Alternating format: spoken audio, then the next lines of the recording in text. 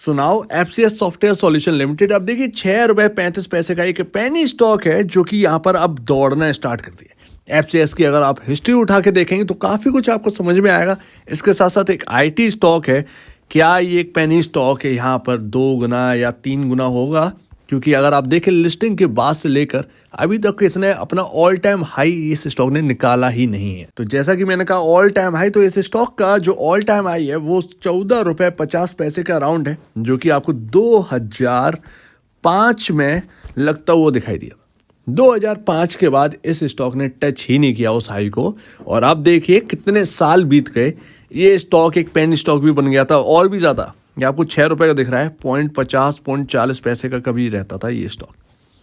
तो अभी ना इस स्टॉक के अंदर एक रिकवरी बनना स्टार्ट हुई 2021 में, 2022 में इस स्टॉक ने अपने जो प्रीवियस हाइज है उनको टच किया था। कुछ साल पहले जो हाइज लगाए थे उनको टच किया था, लेकिन उसके बाद फिर से गिरावट आ गई, प्रॉफिट बुकिंग हो गई। लेकिन इस बार यहाँ पर कोशिश कर रहा है और लग रहा है कि ये स्टॉक अभी यहाँ पर 8 रुपए 8.5 तक जाने की कोशिश कर सकता है।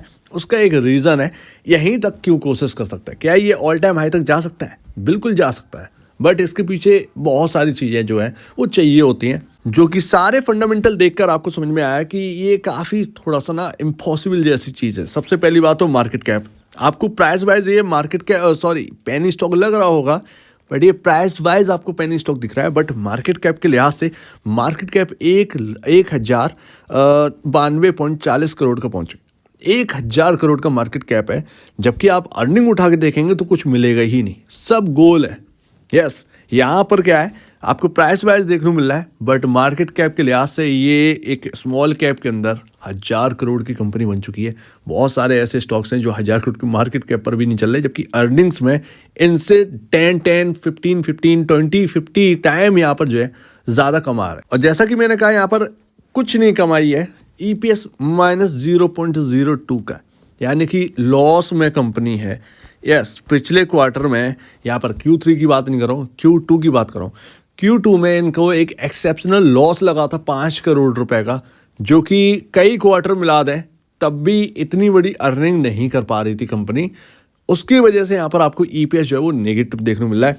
पी रेशो आप समझ जाइए कि जब EPS नेगेटिव है तो इसका जो पी रेशो वो कितना हाई होगा। सिंपल सी बात है, इंडस्ट्री से कहीं 2 गुना या 3 गुना तो यहाँ पर होना ही चाहिए इसका पी रेशियो। बुक वैल्यू पर शेयर यहाँ पर 0.96 है, जबकि यहाँ पर प्राइस टू बुक वैल्यू देखेंगे 6.5 गुना यहाँ पर जो है प्राइस चल रहा है अपने बुक वैल्यू से ऊपर। और अब आपको धीरे धीरे समझ में आ, ये एनुअल अर्निंग है। यहाँ पर आप इसकी अर्निंग्स देखिए, ये चार्ट है आपके सामने, 10 साल का चार्ट है, 10 साल का चार्ट है। ये बिल्कुल फ्लैट आपको अर्निंग दिख रही होगी। 10 साल से इसकी कमाई ना 40 करोड़ के आगे बढ़ी ही नहीं है। 10 साल पूरे साल की कमाई है, इसने कुछ नहीं करके दिखाया, इस कंपनी ने कुछ नहीं किया। हर क्वार्टर में आपको 8-9 करोड़ का ही यहाँ पर जो है नेट सेल्स देखने को मिलती है, कोई बढ़ोतरी नहीं है। सालों हो गए इस कंपनी को आए मार्केट में, तो ये लिस्ट होगी 2005 में, समझिए इससे पहले कितने टाइम पहले यहाँ पर कंपनी खुली होगी। कोई तरक्की नहीं, कंपनी सिर्फ लिस्टेड है, प्राइस चल रहा है, बट अर्निंग्स में कोई भी रिफ्लेक्शन हमें देखने को नहीं मिल रहा है।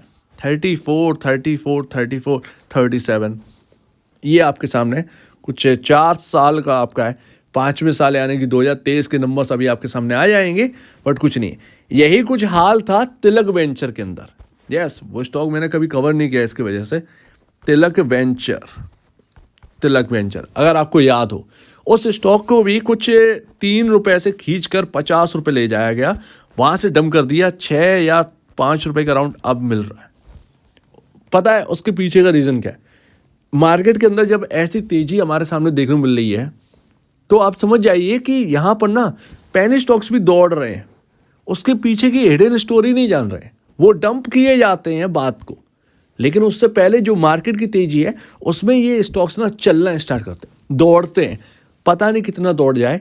उसके बाद जब मार्केट के अंदर समझ में आती है कि अरे बस बहुत हो गया, उसके बाद पोजीशन काटी जाती हैं, रिटेल को टोपी पहनाई जाती है, बस क्रैश हो जाते हैं और आपको वापस जहाँ से चलते हुए दिखे हैं वहीं पर वापस पहुँच जाते हैं।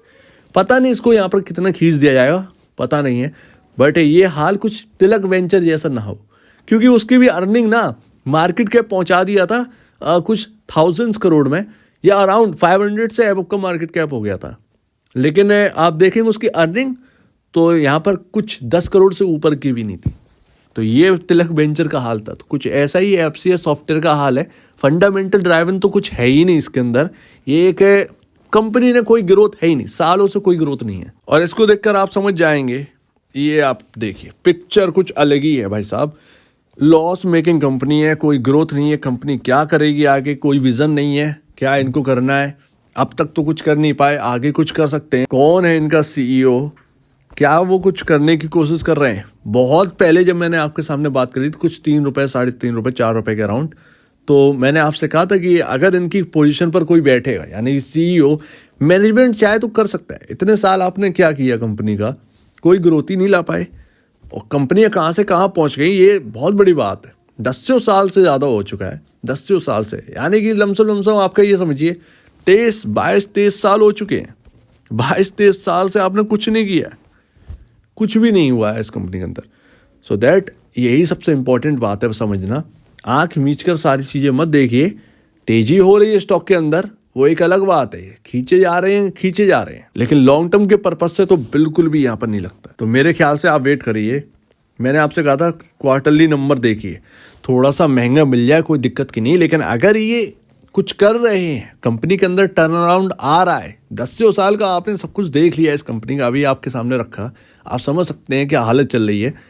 यहाँ पर अगर नंबर्स चेंज होना स्टार्ट करते हैं, कंपनी रिवाइवल करती है, तब इधर की तरफ देखिएगा। अदरवाइज देखने की जरूरत नहीं है। लॉन्ग टर्म के लिए तो बिल्कुल ये सोच कर मत रख लीजिएगा कि अरे ये स्टॉक ना यही मेरे लिए सब कुछ है। कभी ये मत सोचना जिसका 10 साल 25 साल में कुछ नहीं हुआ वो अब क्या करेंगे। सो दैट ये इंपॉर्टेंट बात है। ट्रैक करो, कोई दिक्कत की बात नहीं है, ट्रैक करने में कोई हर्ज नहीं है। जब कुछ बदलाव आ रहे हो, कुछ ऐसी अनाउंसमेंट हो जो कि यहाँ पर ये कर सकें, तब यहाँ पर स्टॉक देखिएगा। भले ही आपको 7-8 रुपये मिल जाए, कोई प्रॉब्लम नहीं है, 1 रुपये महंगा सही, लेकिन टर्न अराउंड वाला तो मिले कि कंपनी के अंदर कुछ तो हो रहा है जिसकी वजह से मैं ये स्टॉक होल्ड कर रहा हूँ। तो वही बात है, अर्निंग है नहीं, मार्केट कैप 1000 करोड़ का पहुंच चुका है। क्या लगता है यहाँ पर थोड़ा सा बचने की कोशिश करें, ज़्यादा बेहतर है। चलवाए जाते हैं कुछ ऐसे स्टॉक्स हैं। लास्ट 5 रुपये एक इम्पॉर्टेंट लेवल है।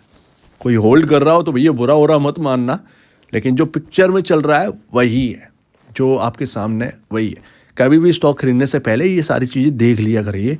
तिलक वेंचर एक ऐसा एग्जाम्पल है, ऐसे तो न जाने कितने एग्जाम्पल हो चुके हैं मार्केट के अंदर जिनकी अर्निंग नहीं है, कई गुना चला दिए गए और डंप कर दिया गया।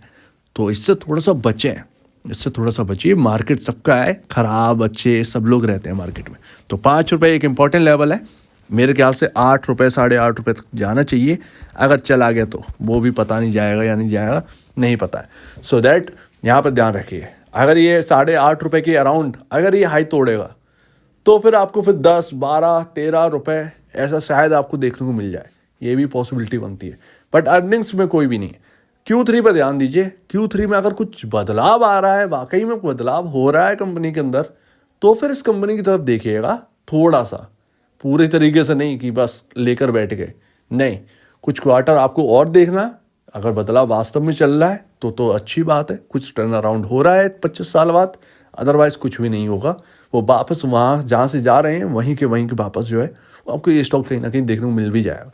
सो उम्मीद है काफ़ी कुछ आपको समझ में आया होगा। आप क्या कहना है इसके ऊपर कमेंट सेक्शन में कहिए और आप दीजिए वीडियो देखने के लिए बहुत धन्यवाद दोस्तों।